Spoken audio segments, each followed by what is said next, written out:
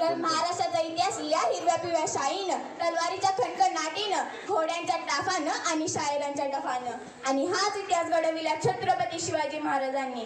मुजरात्या छत्रपती शिवाजी महाराजांना, रयतेच्या राजाला ज्याच्या भक्तीला जोड नाही आणि शौर्याला तोड नाही, जो अथांग आहे सागरा समान, ज्याचे छत्र म्हणजे आबाळाचा सन्मान, तो त्या सूर्याची सान, मराठी मनाचा धगधगता अभिमान, काळीज आहे सह्याद्री ज्याला शंभूंचा अभिमान. महाराष्ट्राच्या जयवाऱ्या ज्याचे पहिले स्थान, असे ते प्रौढ प्रताप पुरंदर, क्षत्रिय कुलावतंस, सिंहासनाधीश्वर, राजाधिराज, श्रीमंत, श्री श्री श्री छत्रपती शिवाजी महाराज की जय. अहो बंदुकीच्या जोरावर आणि हंटाच्या धाकावर, बंदुकीच्या जोरावर आणि हंटाच्या धाकावर मी अनेक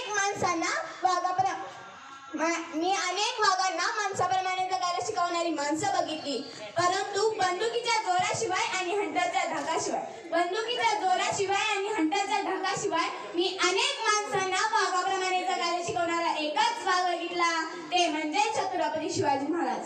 आज आपण या महाराष्ट्रामध्ये राहतो. तो महाराष्ट्र म्हणजे काय? तो महाराष्ट्र म्हणजे शिवरायांच्या विचारांचा, जिजाऊंच्या संस्कारांचा आणि शंभूंच्या पराक्रमांचा साक्षीदार म्हणजे हा माझा महाराष्ट्र. कष्टकरी शेतकऱ्यांचा, दीनदलितांचा, 105 हुतात्म्यांच्या बलिदानाचा आणि त्या दिल्लीच्या तख्तालाही घाम फोडणारा, जिगरबाज माझ्या मर्दा मावळ्यांचा, जिगरबाज माझ्या मर्दा मावळ्यांचा हा महाराष्ट्र. आणि याच महाराष्ट्राच्या मातीत 19 फेब्रुवारी 1630 रोजी एका रत्नाचा जन्म झाला, ते म्हणजे छत्रपती शिवाजी महाराज. छत्रपती शिवाजी महाराजांनी त्यांच्या आयुष्यामध्ये वस्तू वापरल्या आणि माणसं जपली. आपण मात्र माणसं वापरतो आणि वस्तू जपतो. त्याने त्यांच्या दूरदृष्टिकोनापणाने भारताच्या इतिहासात सुवर्णाक्षराने इतिहास लिहिला.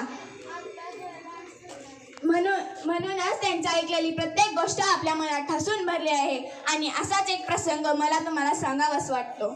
एकदा छत्रपती शिवाजी महाराज कर्नाटकच्या मोहिमेवरून परत येत असताना तिथे एक बेलवाडी नावाचं गाव होतं. तिथे एक छोटासा किल्ला होता. मल्लम्मा देसाई नावाची ठाणेदारीण तेथे राहत होती. दादाजींना वाटलं जाता जाता हा गड घेऊन जावा, म्हणून त्यांनी थोडे सैन्य गोळा केलं आणि ते मल्लम्मावर चाल करून गेलं.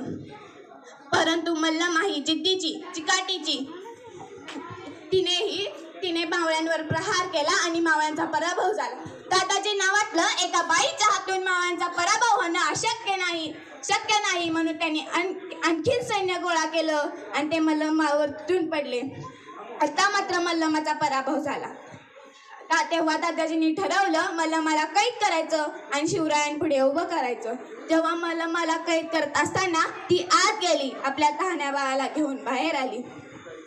जेव्हा मल्लम्माला महाराजांपुढे दरबारात उभं केलं तेव्हा तिला वाटलं जसा प्रत्येक राजा आपल्या गुन्हेगाराला शिक्षा देतो तसा हाही राजा मला आणि माझ्या बाळाला मारून टाकेल. तेव्हा ती छत्रपती शिवाजी महाराजांच्या पुढे गेली, नतमस्तक झाली आणि म्हणाली, राजा मी तुमची गुन्हेगार आहे, जी काही शिक्षा द्यायची असेल ती मला द्या, माझ्या छोट्या बाळाचा त्यात काहीही दोष नाही. तेव्हा महाराजांनी स्मित हास्य केलं. त्यांनी चिटणीसाला इशारा केला. चिटणीस आत गेला, दुधाची वाटी घेऊन बाहेर आला. महाराजांनी मल्लम्मा देसाईच्या बाळाला मांडीवर घेतलं आणि त्या दुधाच्या वाटीतील चमच्याने त्याला दूध पाजलं आणि म्हणाले, हा जो आमच्या मांडीवर दिसत आहे ना तो आमचा भाचा आहे. अहो म्हणजे तुम्ही आमच्या भगिनी झालात. आणि कोणता भाऊ आपल्या बहिणीचं राज्य बळकावून घेतो? अहो दादाजी, बहिणीचं राज्य घ्यायचं नसतं तर बहिणीला राज्य द्यायचं असतं.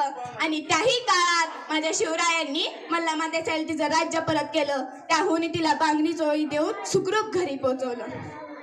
म्हणूनच तर म्हणावंसं वाटतं जे शिवरायांनी केलं ते जगाने कधीच केलं नाही आणि जे जगाने केलं ते छत्रपती शिवाजी महाराजांनी कधीच केलं नाही. म्हणून तर जगाला छत्रपती शिवाजी महाराजांपुढे झुकावे लागते. छत्रपती शिवाजी महाराजांनी त्यांच्या आयुष्यामध्ये नेहमी स्त्रियांचा आदर केला.